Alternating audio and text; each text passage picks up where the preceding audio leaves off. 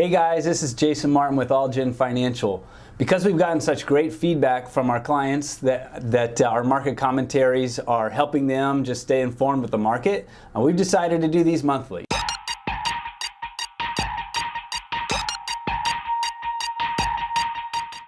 So today is January 11th, 2019, and wanted to take you through some of the things that happened in the fourth quarter of 2018 and kind of our thoughts on what's going to happen for this year or even in the couple of the months to follow. So number one, wanted to take you through a review of last quarter, which was a very, very difficult quarter. Actually, the S&P had its worst quarter since 2011, and it's actually its worst year since 2008. In fact, U.S. stocks for the fourth quarter were down over 13%, nearly down 14% for the fourth quarter, and for the year they were down around 5%. So, but that being said, international did even worse. Held up a little bit better in the fourth quarter, but still down almost 12% and down about 14% for the year. The one bright spot in the fourth quarter is bonds started to go up. So you had bonds up about almost 2%. But that being said, bonds were down the first part of the year, so bonds actually ended up flat for 2018.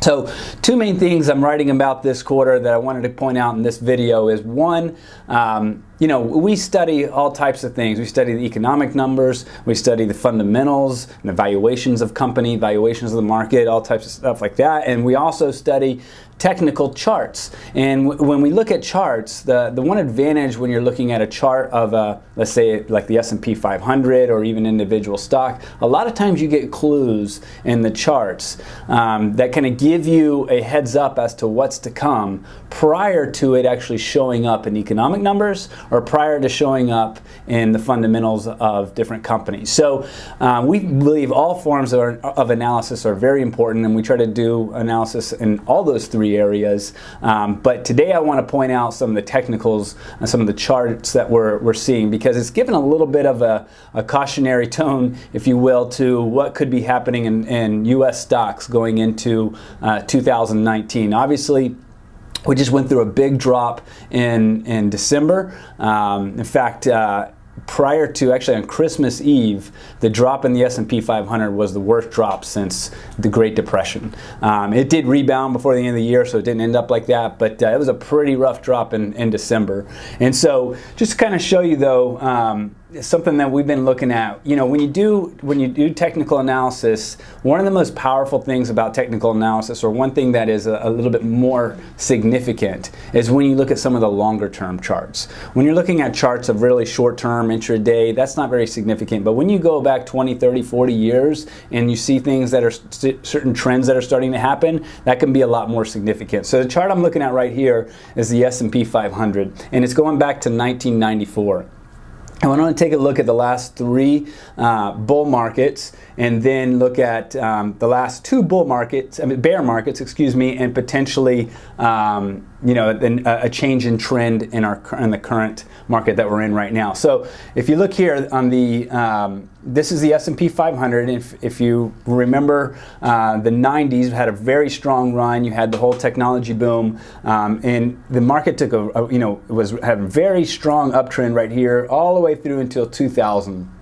So what these blue lines here, these are called uptrend lines, and all you do is you simply connect the lowest points. As the stock charts go up and down, you're connecting the lows to form a trend, and what's called a trend line. Now, in technical analysis, when you break that trend line, it's a change in trend. So as you can see here in the 90s, as the market was going up, the trend line was broke, and then you went into a downtrend from 2000 all the way up until almost 2003.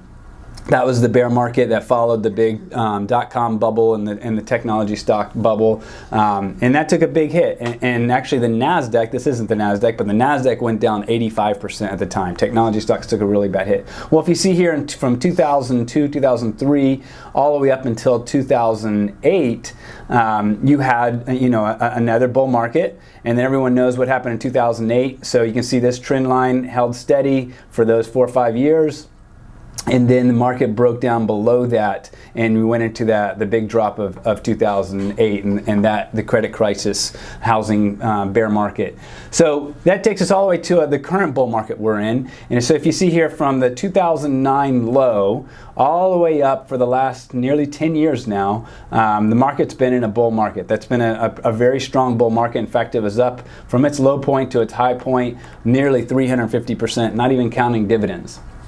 So, so if I draw this trend line and connect the lows here, you can see up here in the top right corner, which is where the time frame that we're in right now, we broke that trend line. So now, I don't want to alarm everyone and think that all of a sudden now we're going to go into another huge bear market, because I don't know. I don't know that for sure. However, it is a warning sign, and it's something that we're watching.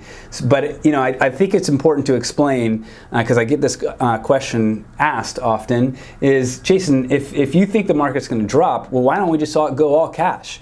And the answer is because I could be wrong. And if I'm wrong and we go all cash and the market bounces and continues to go up, it's put me in a very difficult position. And if you're a trader or an investor, it puts you in a very difficult position if you do that, because inevitably what happens is you go cash, market continues to go up, you're missing out a big time on those gains, and it finally gets to a point which you can't take it anymore and you feel like you have to get back in because you continue to miss out. And the point which you get back into the market inevitably is the point which it starts to fall.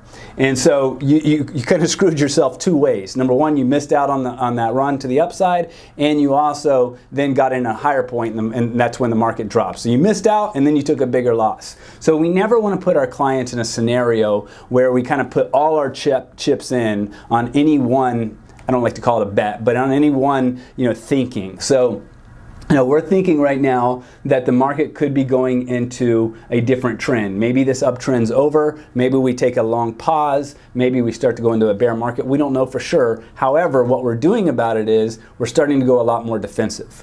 And so, because if we are right and the market does continue to drop, we obviously want to preserve our clients' assets as best as possible. So what we've done about that is we've reduced stocks in the fourth quarter, and we've also increased bonds. And so, remember I said the one bright spot in the fourth quarter was bonds. Bonds actually went up. And a lot of times when the market drops, bonds will go up. So specifically U.S. government bonds will go up. So, and that kind of takes us to the next topic is, if you look at the Federal Reserve has recently changed its kind of policy or thinking.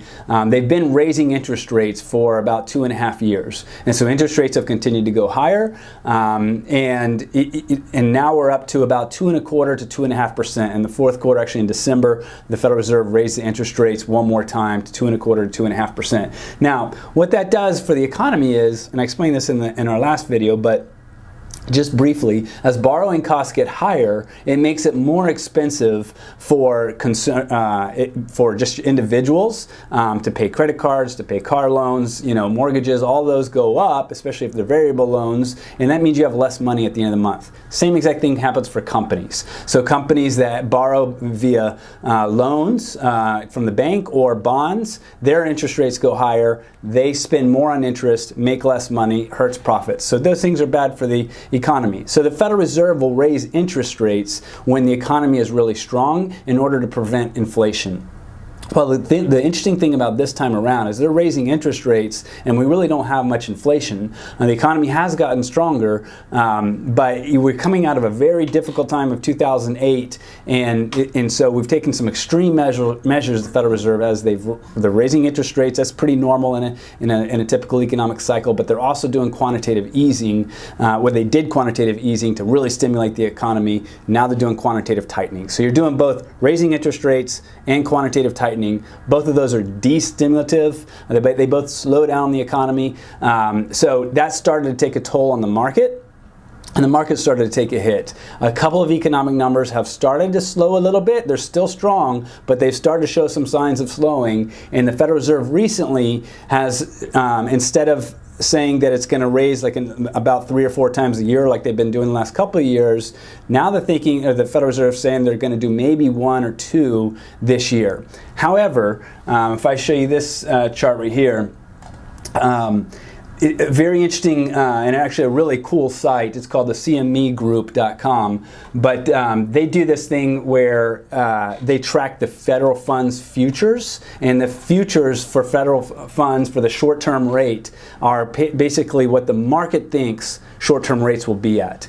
And so it's a good clue to see, if the Federal Reserve is what they're saying is probably going to happen or not. And it's a pretty accurate indicator. It does change all the time, but depending on what the economy does, as does the Federal Reserve's policy. But right now, I'm looking forward a full year in January of 2020. Where do the Fed funds futures predict that the interest rates are going to be? And there's a 60% chance right now that it will stay the same. However, there's actually a higher probability, 24% chance, that will ease, which means we'll lower interest rates, versus hike, raising interest rates at only about 16%. So if we're going to ease, that means that the Federal Reserve is anticipating, or at least the market is anticipating, that the economy will get weaker. So all that to say, and to sum things up, what we're doing about this, as I mentioned before, we've already reduced stocks. We may even continue to reduce stocks and increase bonds in the attempt to preserve our clients' portfolios. Also, it's not all negative. There's been some pockets of strength, and we're going to try to focus on those stronger areas. Some of the consumer staples, some of the more defensive style stocks have done well. U.S. government bonds have done really well. And actually, even after the big drop in the fourth quarter, I think there's a good chance the market could continue to bounce in the short term. But we're going to just take a very cautionary tone, at least to start this year off, and try to protect and preserve our clients' assets as best as possible, and just be ready for when the next opportunity rises where we think there's some really good value out there where we can get invested at a lower price. So if you have any questions, feel free to call us and or give us comments, and we'll be happy to reply. So have a great day, have a great 2019, and wish everyone the best.